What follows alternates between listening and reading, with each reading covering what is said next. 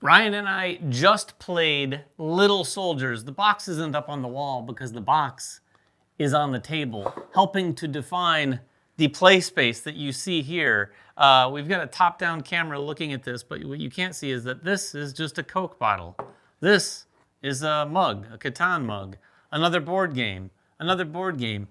That's because you use stuff from around your house to create the terrain for this Little Soldiers experience, which is probably one of the coolest ideas that we can't believe has not happened. And if we're forgetting a game and you know of one in the past that's done something similar, let us know. But I've never seen anything like this. I haven't either. I mean, literally playing this game takes me back. And I said this. Yeah. I feel like I'm a kid again. I feel like I'm a kid playing with my little soldiers, shooting each other, but with rules. With good rules. With good rules that work. And this idea of just like, grab some things around the house. It kind of directs you. And there's some scenarios you can play, but it kind of directs you on how to build your battlefield, but really, you're kind of just doing whatever feels fun. You're getting a couple tall objects and then like little objects. If I was at home, these would probably be Hot Wheels cars and stuff that my kid has lying around. But you're building the terrain of just stuff that your soldiers are then going to battle each other in. Yeah, basically. I can't stop smiling about this just because it is like, it's silly. But it's so much fun. Ryan put it best when he said, it's like a game you wish as a kid you could have come up with the good rules that they've come up with. Because it's like adults finally said, hey, you know when we thought it would have been cool to come up with ways of really, truly fighting with our toy soldiers?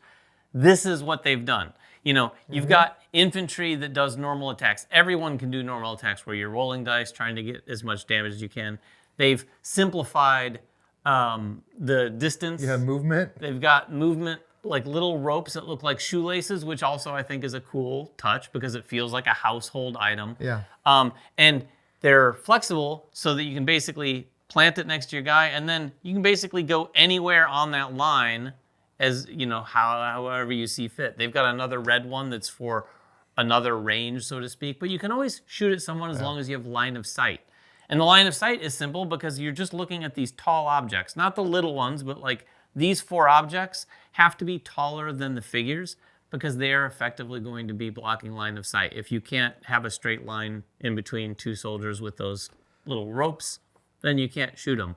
But the cool thing is, like, my grenadier has a whole different thing. He has a grenade dice. So on his turn, if you activate him, you can actually choose to flick a grenade die from roughly his position in a direction, and you want it to land within this distance of some enemies, and then whatever value is on that die does damage. Now, if you don't flick it very well, it might blow up next to you, and you might be taking damage. But there's one face on here that is effectively, I think I interpreted it as they drop the grenade next to them, and you take, what, 7 damage or something? Yeah. So yeah, I mean, it's that kind of game. And it's like everything you have has a different ability. There's a bunch of different soldiers you can choose from. You're going to build your army by putting these cards in front of you, by putting the guys out on the battlefield. And what David and I played was kind of the beginner mode. Basic. And they have that basic mode where you've got your abilities. Like you talked about the grenade. You have a sniper that has a special ability. Your infantry have abilities. All your different units have special abilities. But beyond that, it's just kind of rolling dice, shooting at each other, moving around these obstacles. Very, very low rules load. And very fast. And very fast. The game plays over 3 rounds. Each round you're getting 1 activation token added. So like round 1, you get to activate 1 thing. Round 2, 2 things. Round 3, 3 things. And yeah, you can activate the same guy twice. I mean, it's still a strategic game, even with the basic rules. But it's the kind of strategic game that I could see playing with my 6-year-old at home. For sure.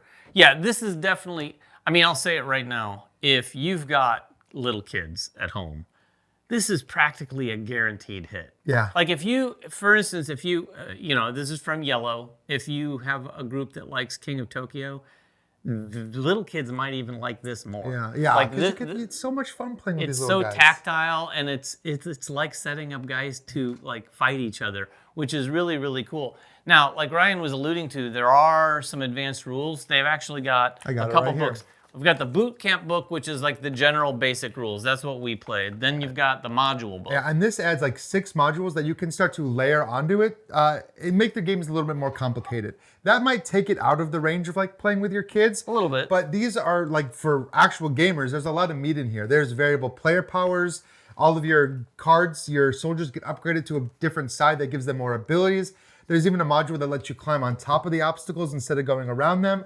But I think the tactics cards is like the biggest module, because then it adds this ability of you being able to play these tactics cards, and it sprinkles some crates out on the battlefield. So on your turn, instead of just fighting each other, you're also trying to run to those crates and get these tactics cards, which can change up the game in a lot of different ways. Yeah, the tactics cards are very interesting because they do definitely bring a layer of depth that is not in the basic game, because you're not simply just willy-nilly playing them. Like, a lot of the cards have requirements that I can play this for one of my units as long as that unit has been commanded, quote unquote, with a command token twice during the round. So if they have 2 command tokens on them, I can play this to do this. So there are these little requirements. Some require 1. Some require that you still have command tokens on your general, which is not a figure out on here, but it's your general that kind of commands everything in play.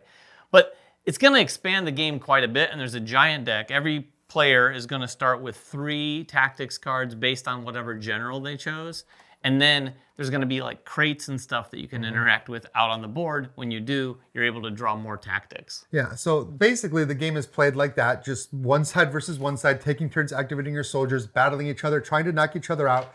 The basic version of the game that we played is almost like a tug of war. Every time you knock out one of your opponent's figures, you get to move the flag one direction. They come back, so it's not really player elimination, but every time you kill, you get to move it, and then after 3 rounds it ends. But that's really just the starter game. They have not only just like modules that increase the gameplay complexity, they have like missions as well, right? The third book is a mission book, and this gives you definite variance on the game, not just modules, but they've got King of the Hill, which is kind of similar along the same lines, but you set it up differently in the play space, and this is the player with the most candy at the end. They've got these like little candy corn tokens that you're going to include. So you're doing something different. Then they have a battle royale, which is effectively you play last man standing. You check at the end to see if there's one. Then there's even one, a new threat. This is actually, I think, probably one of the cooler ones. Oh yeah, I want to try this one. They haven't gotten to play this one. A new threat, and then there's another mode called another new threat. This is cooperative, and you actually use the bottom of the box and set it at one side of the playfield. And as you can see here, on each side of the bottom of the box, there is this threat that you are all cooperating against. This is the main one with these like 3 little toys, and there's even like 2 different versions of that. And then the another new threat is this Octocutie, which is a bigger monster type that you're fighting. There's like the basic and then the advanced mode where they have more special abilities and stuff. The fact that they're able to do all of this and keep within that sort of thematic idea of that this is all not only stuff from around your house, but the whole concept of this is the things, even on the cards, the tactics cards are not like thematic like you're really in war. One of the tactics cards had a cat on the table messing with things. So it really just kind of embraces the fact that you're just playing with toys on the table. All of the artwork. There's some art on one of these cards that's a soldier getting glued back together. His arm is getting super glued back on after a battle. And the fact that they have so many different game modes. We talked about the missions. I talked a little bit about the modules, but there's team play. You can do 2 versus 2. 2v2. You can do giant games where you use all 5 of your soldiers and just have a big giant battlefield, which that sounds to me like probably a little bit more fun. If you're gonna like play with a friend that's, your same gamer level, you're gonna play with all the modules all day, build this huge battlefield with stuff around your house. It would be cool to play with a big battlefield. That's my Warhammer. I'd rather do this, if I'm being honest with you. To be fair, it is. It's far more accessible, and I think a lot of, like I said, a lot of little kids are like this. One of the characters we didn't talk about, one that we didn't use in our game, is the operator, which brings in this catapult. Did you read how it worked? I didn't read how it worked. We didn't read. There's a little catapult. You're going to put something on it and, yep. Basically launch something. I'm not sure exactly how that works, but the thing is ripe for more and more. But I will say, it's not because there's not a lot going on. I mean, they've got a lot of characters. They've got all these different things that you can do. Like I said. Well, they nailed the theme. I'm just going to say, like, they 100% nailed the theme. And it feels so thematic and so much fun. Just when you pitch this game to me and you're like, well, you play with toy soldiers and the battlefield is just objects around your house. I'm like, I'm in. Yeah. Like, I didn't even know how the game played at that point, but I was like, that seems like so much fun. Who doesn't love playing with toy soldiers? Like, that is something ingrained in me from a young age. Yeah, it's got a great hook. I wouldn't say this is accessible enough to be like Spiel nominee. No, maybe it's maybe a little heavier. Maybe Ken or Spiel. Maybe But it has that kind of vibe. Like this, and it's just it's fun. It's infinitely replayable. I know we generally kind of break it down a little bit more granularly, of like who it's for, who it's not for. But like, I mean, this like because there's so many modules, because there's so many different missions you can play it cooperatively, competitively, teams. I would say give it a try. Like absolutely give it a try. Yeah, more than anything though, who it's for, like I said, I think if you're a family with some kids and you want to get something fun for the family to the table, this absolutely will kill it. Yeah, like I cannot wait to get this home to play. I think even the knocking out of someone's characters, I don't think there's going to be massively hurt feelings. The game is so snappy. You can just keep playing. And your guys come back. They come back the next turn. So like Yeah. I said, there's no player elimination. You're always playing. You're And just, if your kids don't like that, play the cooperative mode. Sure. And then Absolutely. everyone's in or everyone's out. But anyway, that is Little Soldiers from Yellow. If you have any questions all about this, I think, don't quote me, but I think this is an Essen release this year. So I'm sure it'll be hitting stores before the end of 2025, maybe early 2026, but we'll see. But if you have any questions, get down in the comments below. Until next time, though, make sure everyone has fun at the table, and we'll see you then.